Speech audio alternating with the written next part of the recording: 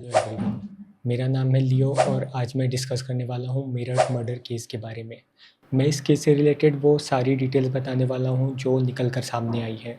इस केस से रिलेटेड अपने पर्सपेक्टिव शेयर करूँगा और कोशिश करूँगा कि कुछ चीज़ों में आपके भी पर्सपेक्टिव चेंज कर दूँ। स्टार्ट करने से पहले मेरी आपसे एक रिक्वेस्ट है, जो वर्ड आपको स्क्रीन पर दिख रहा है वो कमेंट्स में लिख दो। अब वीडियो स्टार्ट करते हैं। जितने भी लोग इंटरनेट चलाते हैं या न्यूज़ देखते हैं उनको इस केस के बारे में ज़रूर पता होगा। जो डिटेल्स बाहर निकल के आई हैं वो काफ़ी शॉकिंग हैं, सैड हैं और सोचने पर मजबूर कर देती हैं कि कोई इंसान इतना कैसे गिर सकता है। 2015 में ये कहानी शुरू हुई थी एज अ लव स्टोरी, पर 2025 तक आते आते ये बन गई एक मेटिकुलसली प्लान्ड मर्डर।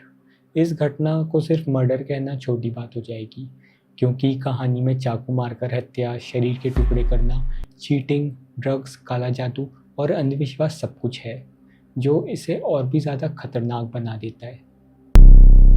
कहानी की शुरुआत होती है 2015 में। मेरठ के एक शादी में सौरभ राजपूत, जो इंजीनियरिंग कॉलेज के फाइनल ईयर में था, और मुस्कान रस्तोगी, जो ग्रेजुएशन कर रही थी, दोनों की मुलाकात होती है। व्हाट्सएप और स्नैपचैट पर बातचीत शुरू होती है। थोड़े ही दिनों में दोस्ती प्यार में बदल जाती है। 2015 के आखिर में आते आते सौरभ मर्चेंट नेवी में सेलेक्ट होता है, जो उसके लिए और उसके परिवार के लिए एक बड़ी बात थी। फिर वो अपना पहला असाइनमेंट करने के लिए लंदन चला जाता है। लॉन्ग डिस्टेंस रिलेशनशिप के बावजूद जब भी सौरभ इंडिया आता, मुस्कान के साथ वक्त बिताता। साल के एंड तक दोनों ने शादी करने का फैसला कर लिया था, पर दोनों के परिवार को ये रिश्ता पसंद नहीं आया। फिर भी 25 दिसंबर 2016 को दोनों ने हरिद्वार में चुपके से मंदिर में शादी कर ली। इसके बाद सौरभ को अपने परिवार से अलग कर दिया गया। 2 महीने बाद दोनों ने कोर्ट मैरिज भी कर ली। परिवार और नाराज़ हो गया। मुस्कान के परिवार ने मेरठ के ब्रह्मपुरी एरिया में उनके लिए एक किराए का घर अरेंज कर दिया। शादी के कुछ टाइम बाद ही दोनों में झगड़े होने लगे। इसका पहला रीज़न ये था कि दोनों की फाइनेंशियल प्रॉब्लम्स बढ़ने लग गई थी, और दूसरा कि उन दोनों में बहुत ज़्यादा डिफरेंसेस थे। मुस्कान के घर वाले उनकी थोड़ी बहुत फाइनेंशियल मदद कर दिया करते थे, पर सच ये था कि इसके बाद भी उनके रिश्ते ख़राब होते जा रहे थे। फिर 2018 में उनकी एक बेटी हुई, पीहू। तब तक सौरभ के नौकरी छोड़ने, स्ट्रगल करने और शराब की आदत लग जाना शुरू हो गया था। पैसों की तंगी के चलते वो प्रतापगढ़ शिफ्ट हो गया और प्लाईवुड के बिजनेस में काम करने लगा। 2020 के आसपास मुस्कान ज़्यादा एक्टिव हो गई थी सोशल मीडिया पर। वहाँ उसकी मुलाकात होती है अपने स्कूल के पुराने दोस्त साहिल शुक्ला से। बातें शुरू होती हैं, फिर वीडियो कॉल्स और पर्सनल मीटिंग्स। फिर ये मीटिंग कैफ़े तक पहुँचती है और दोस्ती प्यार और अट्रैक्शन में बदल जाती है। साहिल एक मेंटली अनस्टेबल इंसान था, जो अपनी माँ के गुजरने के बाद अंधविश्वास और हेलुसिनेशंस में जीने लगा था। उसे लगता था कि उसकी माँ उससे बात करती है, और वो अपने ही लिखे नोट्स को माँ के ऑर्डर समझने लगा। साहिल ने मुस्कान को अपनी लाइफ का सेंटर बना लिया। दोनों का अफेयर इंटेंस हो गया। पड़ोसियों ने भी उनके घर में अक्सर दारू पीते और मज़े करते हुए देखा। 2021 में सौरभ को मुस्कान के बिहेवियर में बदलाव नज़र आने लगा। फ़ोन हमेशा लॉक होना, लेट नाइट चैट्स, एक्सक्यूज़ेस। एक दिन सौरभ ने मुस्कान का फ़ोन चेक किया, जहां उसे सौरभ के साथ चैट्स मिले। लैंडलॉर्ड ने भी कंफर्म किया कि साहिल घर आता रहता है। कन्फ्रंटेशन हुआ, मुस्कान ने तलाक मांगा, लेकिन सौरभ ने मना कर दिया और रिलेशन बचाने की कोशिश की। 2023 में अपनी प्रॉब्लम से दूर जाने के लिए सौरभ लंदन चला गया। इस बार सिर्फ बेकरी में काम कर रहा था, न कि मर्चेंट नेवी में, जैसा पहले कहता था। साहिल अपनी माँ के डेथ के बाद मेंटल ब्रेकडाउन से गुजर रहा था। मुस्कान ने एक तमिल मूवी से इंस्पायर होके एक फेक स्नैपचैट अकाउंट बनाया, जिसमें वो साहिल की माँ बन गई। उसने साहिल को इमोशनली मैनिपुलेट करना शुरू किया। वो उससे ये कहती थी कि तू अकेला है, तेरी ज़िंदगी में सिर्फ मुस्कान है, सौरभ को हटा दे, फिर तुम दोनों हमेशा के लिए एक हो जाओगे। मार्च 3, 2025 को मुस्कान ने पहले से डॉक्टर से झूठ बोलकर एंजाइटी के लिए सेडेटिव ले लिए थे। उसने एक दुकान जाकर 2 बड़े चाकू भी ले लिए थे। जब दुकान वाले ने पूछा तो उसने कहा कि उसको चिकन काटने के लिए चाकू चाहिए। रात को सौरभ अपनी माँ के हाथ के बने हुए कोफ्ते घर लाया। मुस्कान ने उसमें सेडेटिव्स मिला दिए। 10 से 15 मिनट में सौरभ बेहोश हो गया। मुस्कान ने साहिल को बुला लिया।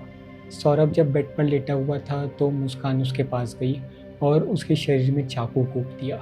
सौरभ कुछ नहीं कर पा रहा था क्योंकि वो ड्रग्स के इन्फ्लुएंस में था और साहिल ने उसके पैरों को पकड़ा हुआ था। इसके बाद कई बार उसके ऊपर चाकू से वार किया गया। फिर साहिल की बारी थी। साहिल ने भी उसको चाकू से कई बार मारा। रात के 2 बजे दोनों ने मिलकर बाथरूम में सौरभ की बॉडी के टुकड़े कर दिए। साहिल ने बॉडी से हाथ, पैर और सर अलग कर लिए। ड्रम और सीमेंट का बंदोबस्त ऑलरेडी हो चुका था। 50 ग्राम सीमेंट लिया गया। बॉडी पार्ट्स को ड्रम में भरकर सीमेंट से सील कर दिया गया। 10 केजी ब्लीचिंग पाउडर से सफाई की गई। पीहू को पहले ही नानी के घर भेज दिया गया था। मार्च 6 से मार्च 17 तक दोनों मुस्कान और साहिल हिमाचल गए। फिर शिमला, मनाली, कसोल में ट्रिप की। होली मनाई, होटल में रहे जैसे कुछ भी नहीं हुआ। सौरभ के फ़ोन से मुस्कान मैसेज करती रही, मैं और मुस्कान ट्रिप पे हैं। होली के दिन भी उसकी बहन को हैप्पी होली मैसेज भेजा गया।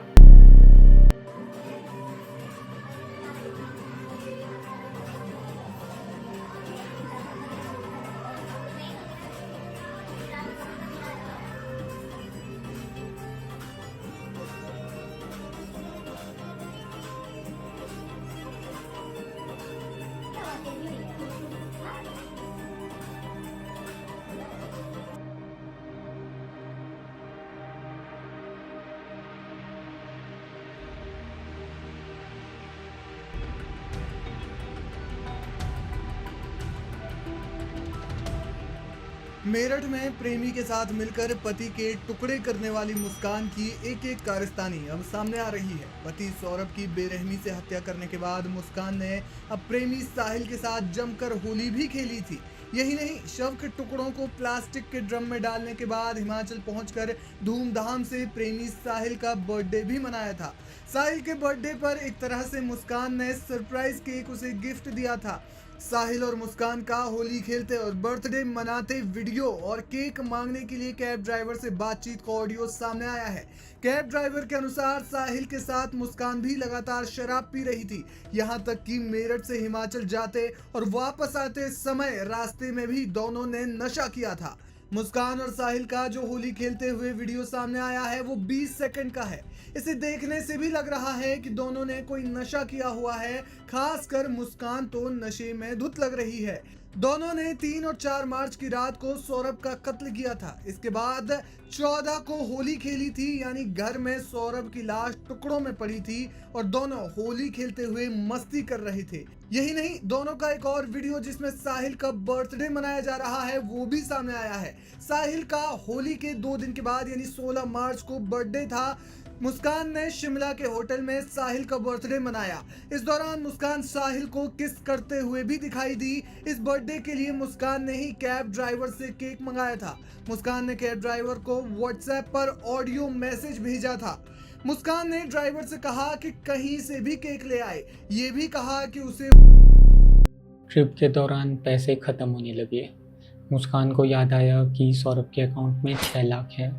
उसने अपनी माँ को कॉल करके पूछा कि सौरभ के एटीएम से पैसे कैसे निकाले। यहाँ से उसकी माँ को शक होने लगा क्योंकि मुस्कान के हिसाब से तो वो दोनों साथ में थे। मुस्कान घर आई और अपनी माँ के सामने सब कुछ कबूल कर लिया। पहले उसने बोला कि सौरभ के भाइयों ने मर्डर किया है, पर जब उसके पापा ने कार में रोका और सच्चाई पूछी, मुस्कान ने कन्फेस किया कि हमने मिलकर सौरभ को मारा है। मुस्कान के मम्मी पापा ने ये चीज़ तुरंत पुलिस को इन्फॉर्म की। पुलिस ने घर से ब्लू प्लास्टिक ड्रम रिकवर किया। ड्रम तोड़ा गया, बॉडी पार्ट्स मिले। साहिल ने भी कन्फेस किया। क्राइम सीन से नाइफ, सेडेटिव, स्नैपचैट चैट्स सब एविडेंस मिल गए। मुस्कान और साहिल को अरेस्ट कर लिया गया। मुस्कान ने जेल में रिक्वेस्ट की कि उसे साहिल के साथ रख दिया जाए और अपनी माँ से कहा कि मैं ड्रग्स के बिना नहीं रह सकती, जिससे ये सामने आया कि साहिल मुस्कान को किसी तरह का ड्रग्स देता था।